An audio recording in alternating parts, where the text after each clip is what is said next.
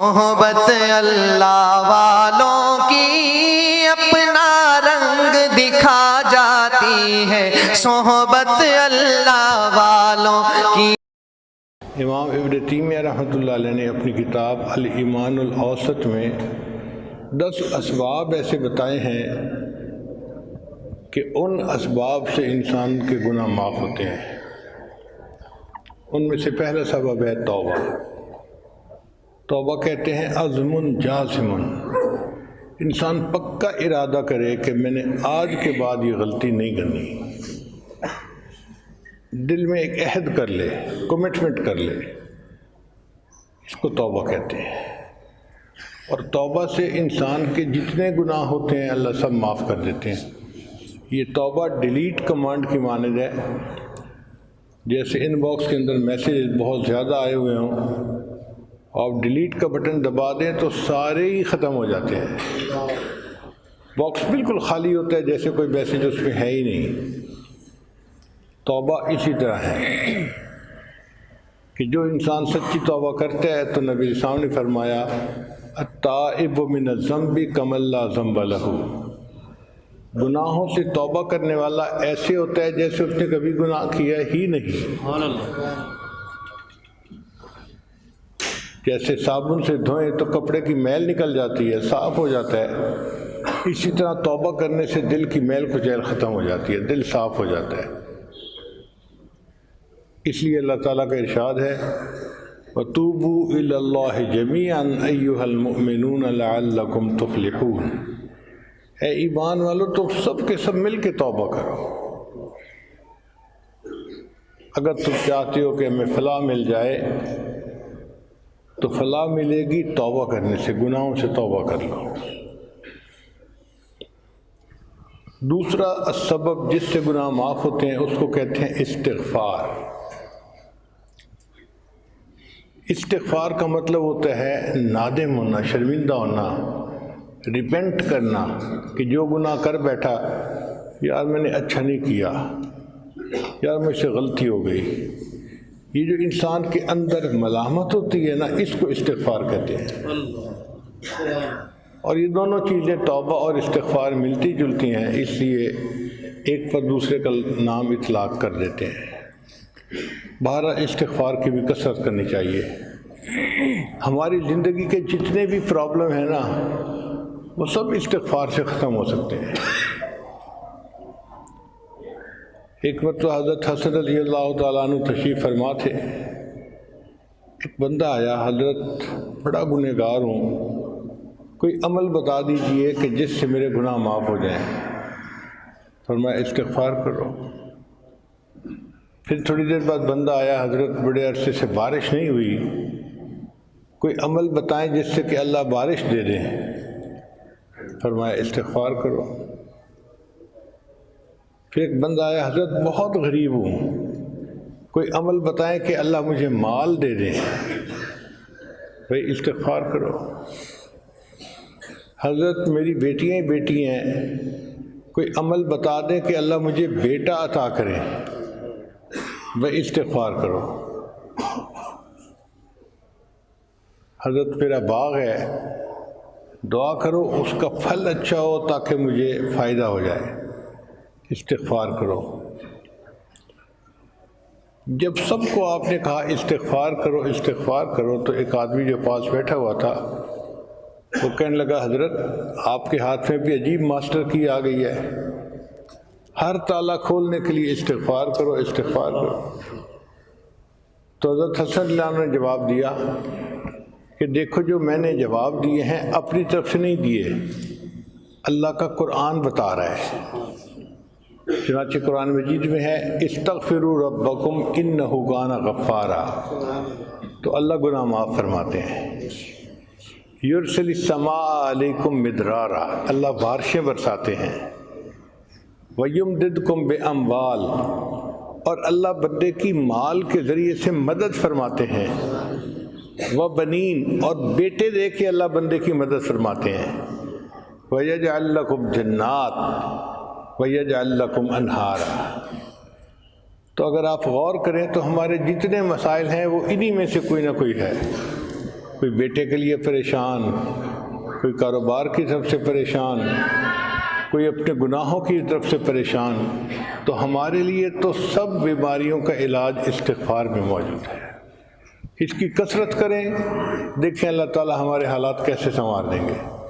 اور اس کی کثرت کرنا کوئی مشکل کام نہیں ہے، چاہیں تو پورا استغفار پڑھ سکتے ہیں، استغفر اللہ ربی من کل ذنب واتوب الیہ، اور اگر چھوٹا استغفار پڑھیں استغفر اللہ تو بھی ٹھیک ہے۔ اب بتائیں جب صبح ہم گھر سے دفتر جاتے ہیں تو راستے میں کیا کر رہے ہوتے ہیں؟ کیا ضرورت ہے ادھر ادھر شکلیں دیکھنے کی یا گانے سننے کی یا کچھ اور سننے کی؟ استغفار کرنا شروع کریں تو 100 مرتبہ استغفار آسانی کے ساتھ ہم جاتے ہوئے پڑھ سکتے ہیں، اور دفتر سے واپس آتے ہوئے 100 مرتبہ استغفار اس وقت پڑھ سکتے ہیں۔ ہمارے نام اعمال میں استغفار کا عمل لکھا ہوا ہوگا، حدیث پاک میں آتا ہے طوبی لمن وجد فی صحیفتہ استغفارا کثیرا، قیامت کے دن جس بندے کے نام اعمال میں استغفار زیادہ لکھا ہوگا اس بندے کو مبارک ہو۔ تو پھر استغفار کی کثرت کریں۔ استغفار کی کثرت کا ایک فائدہ یہ بھی ہے کہ بندہ مستجاب الدعوات بن جاتا ہے، اس کی ہر دعا قبول ہوتی ہے۔ چنانچہ علماء نے ایک واقعہ لکھا ہے کہ امام احمد بن حنبل رحمۃ اللہ علیہ ایک مرتبہ کہیں جانا چاہتے تھے، سوچا میں کیا کسی خادم کو ساتھ لوں، اکیلا چلا جاتا ہوں، گٹھڑی اٹھائی اور چل پڑے۔ مغرب کی نماز کا وقت ایک ایسی جگہ ہو گیا جو راستے میں تھی، تو امام صاحب نے سوچا کہ میں یہاں پر عشاء پڑھ لیتا ہوں، رات کو آرام کروں گا اور کل صبح اگلا سفر کر لوں گا۔ جب عشاء کی نماز پڑھ لی تو مسجد کا خادم آ گیا، بڑے میاں مسجد خالی کریں، میں نے تالا لگانا ہے۔ اب امام صاحب سوچ میں پڑ گئے، یعنی 2-4 منٹ سوچنے میں گزر گئے، تو وہ مسجد کا خادم جو تھا وہ گرم ہو گیا۔ بڑے میاں آپ کو میری بات سمجھ نہیں آ رہی؟ اگر آپ نہیں باہر نکلیں گے تو میں گٹھی اٹھا کے باہر پھینک دوں گا۔ امام صاحب اور پریشان، یا اللہ کوئی مجھ سے غلطی سرزد ہو گئی کہ تیرا یہ بندہ میرے اوپر اس قدر چیخ رہا ہے، شاؤٹ کر رہا ہے۔ خیر امام صاحب نے اپنی گٹی اٹھائی اور مسجد سے باہر نکل آئے۔ جب مسجد کے دروازے سے باہر نکلے تو دیکھا کہ مسجد کے دروازے کے بالکل ساتھ ایک نان بائی کی دکان تھی۔ نان بائی کہتے ہیں کہ تنور ہوتا ہے، روٹی بناتا ہے، تو گرم گرم روٹیاں وہ لگا رہا تھا، اور آگ تھی اور سردی کے موسم میں آگ بندے کو مزہ دیتی ہے۔ تو امام صاحب نے اس نوجوان سے کہا کہ کیا میں یہاں آپ کے پاس بیٹھ کے وقت گزار سکتا ہوں، فجر پڑھ کے میں چلا جاؤں گا۔ انہوں نے کہا بڑے میاں آئیے، تشریف رکھیے، بیٹھیے، سو بسم اللہ۔ تو امام صاحب اس کے پاس بیٹھ گئے۔ اس نوجوان نان بھائی کو دیکھا، وہ آٹے کا پیڑا بناتا ہے اور پڑھتا ہے استغفر اللہ، پھر وہ اس کی روٹی بناتا ہے، پڑھتا ہے استغفر اللہ، پھر وہ اس کو تنور میں لگاتا ہے، پڑھتا ہے استغفر اللہ، یہ پکی روٹی تنور سے نکالتا ہے تو پڑھتا ہے استغفر اللہ۔ اب امام صاحب 1 گھنٹہ بیٹھ کے اس کو دیکھتے رہے، وہ مستقل استغفار پڑھتا جا رہا ہے۔ 1 گھنٹے کے بعد امام صاحب نے مسکرا کے اس نوجوان کو دیکھا، تو نوجوان نے پوچھا بڑے میاں مسکرا کیوں رہے ہیں؟ امام صاحب نے کہا کہ بھئی تو کتنا خوش نصیب نوجوان ہے کہ تو اپنے کام کے دوران اتنی کثرت سے استغفار کر رہا ہے۔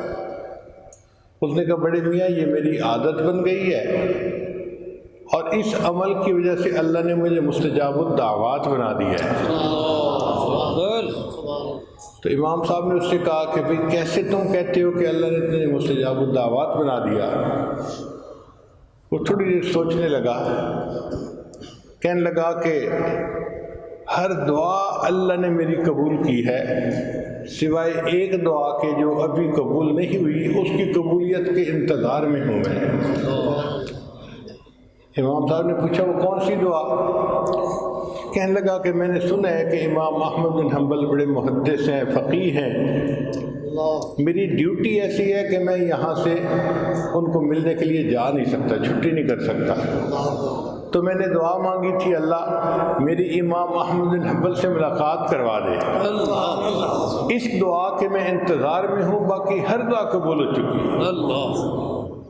امام صاحب نے کھڑے ہو کے اس نوجوان کو گلے لگا لیا، مبارک ہو اللہ نے تمہاری یہ دعا بھی قبول کر دی، میرا نام احمد بن حنبل ہے۔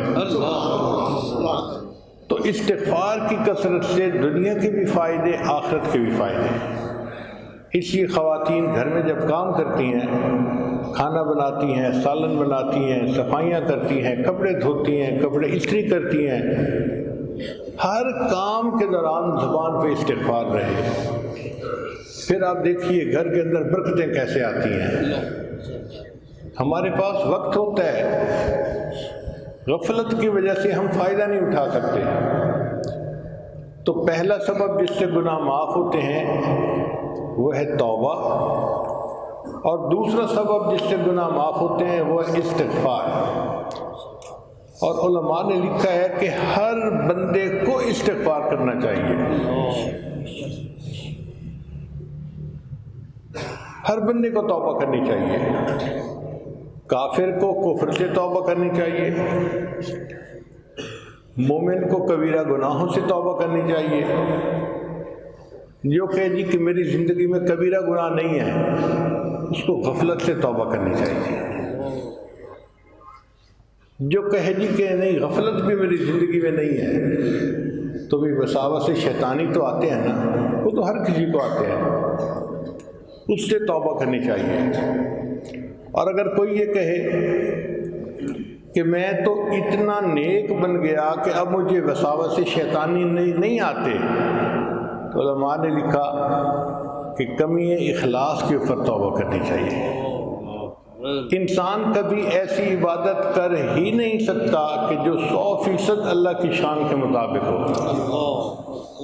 صحبت اللہ والوں کی، صحبت اللہ والوں کی اللہ سے ملوا جاتی ہے، صحبت اللہ والوں کی اپنا رنگ دکھا جاتی ہے، صحبت اللہ والوں کی